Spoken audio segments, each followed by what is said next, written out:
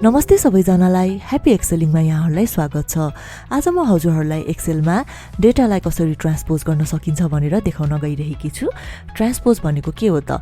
Transpose भनेको चाहिँ रोमा भएको डेटालाई चाहिँ कलममा लगेर पेस्ट गर्ने र कलममा भएको डेटालाई चाहिँ रोमा लगेर पेस्ट गर्ने। यसलाई नै ट्रान्सपोज भनिन्छ। हजुरहरूले देख्न सक्नुहुन्छ मैले यता रोमा आइटम्समा mobile cover, USB cable, power bank र कलममा क्वान्टिटी, रेट, डिस्काउन्ट अमाउन्ट यो सबै डेटाहरू राखेको छु। र अब मैले पेस्ट स्पेसियल र ट्रान्सपोज भनेर युज गरेँ भने यो कलम चाहिँ रोमा जान्छ र यो रो चाहिँ कलममा आउँछ। अब डेमोन्स्ट्रेसन हेरौँ है त।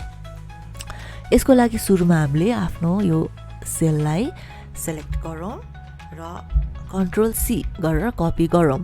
र यो गर्ने पनि विभिन्न तरिकाहरू छ, म हजुरहरूलाई त्यो सबै तरिकाहरू देखाउँछु। अब हामीले पेस्ट गर्न चाहेको सेलमा जाउँ पहिला र यता गएर पेस्ट गर्नुपर्छ है। पेस्ट गर्नको लागि चाहिँ के गर्न सकिन्छ, यहाँ पेस्ट स्पेसियलमा गएर यता जुन यो आइकन दिएको छ ट्रान्सपोज T भनेर पनि हजुरले देख्न सक्नुहुन्छ। यहाँ यता क्लिक गरिदिउँ र यो चाहिँ रोको कलममा र कलमको रोमा चेन्ज भएर आइसकेको छ। र त्यस्तै अर्को तरिका भनेको चाहिँ के हो त? अर्को तरिका देखाउनको लागि फर्स्टमा यसलाई अन्डु गरिदिउँ र यसलाई जुन हामीले कपी गरेको छौँ यसलाई पेस्ट गर्नको लागि अघिको जस्तै सेलमा जाउँ, हामीले चाहेको सेलमा जाउँ र किबोर्ड सर्टकट प्रेस गरौँ Alt H V र T, Alt H V T click गरौँ भने यो आफै ट्रान्सपोज भएर आउँछ। यो चाहिँ हाम्रो सर्टकट की हो।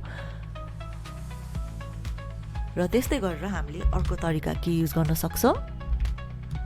अर्को तरिका चाहिँ कन्ट्रोल Alt V, तीनवटा बटन एकैचोटि प्रेस गरौँ र यता यो पेस्ट स्पेसियल भनेर यस्तो एउटा विन्डो अपियर हुन्छ र यता ट्रान्सपोज भन्ने आउँछ। यो ट्रान्सपोजमा गएर क्लिक गरौँ र ओके प्रेस गऱ्यौँ भने यो डेटा ट्रान्सपोज भएर आउँछ।